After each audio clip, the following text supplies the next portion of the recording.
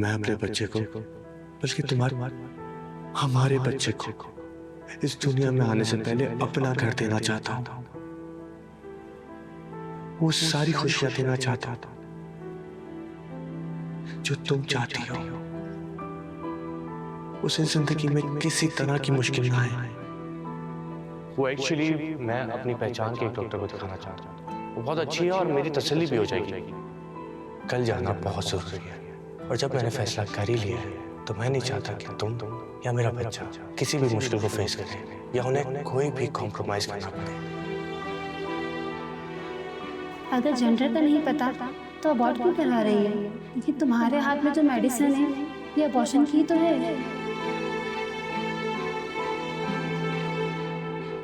Hello, कैसी हो तुम?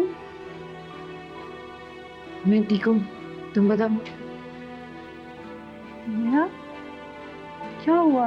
तुम रोई थी? नहीं तो मैं क्यों रोऊंगी? तो फिर तुम्हारी आंखें क्यों लाल हो रही हैं?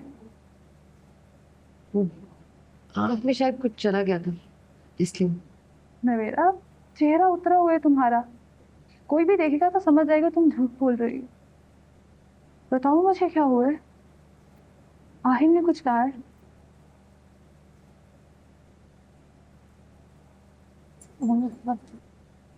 बात करें।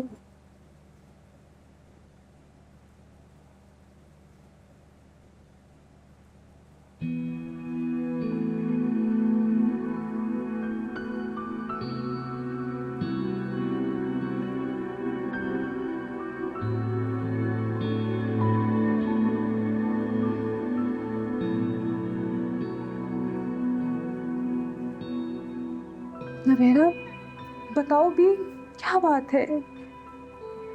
क्यों परेशान कर रही हो?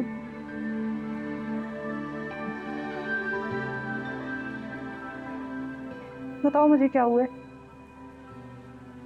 आहिल को ये बच्चा नहीं चाहिए। वो चाहता है मैं अबॉर्शन करवा दूं।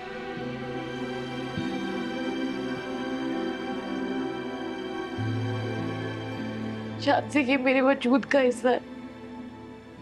मैं ऐसे नहीं कर सकती। मुझे कुछ समझ नहीं आ रहा मैं क्या करूं। तो उसे बताओ कि तुम क्या चाहती हो। वो अकेले फैसला नहीं ले सकता नवेरा। ये तुम दोनों का म्यूचुअल डिसीजन होना चाहिए। मैंने बताया है,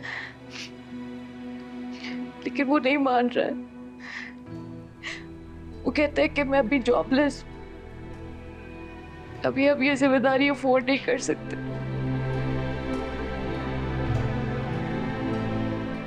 कल धोखे से मुझे डॉक्टर के पास भी लेके आया था। मैं इतनी मुश्किल से वहां से निकली हूँ। मैं बहुत परेशान हूँ शान से। पूरी रात नहीं सो सकी मैं। मुझे कुछ समझ नहीं आ रहा। मैं ये खुशी नहीं गंवाना चाहती। तो नवेरा, तुम अपनी सास से या अपने ससुर से बात करो, या अपने पेरेंट्स को बताओ। तुम वो उससे बात कर लें।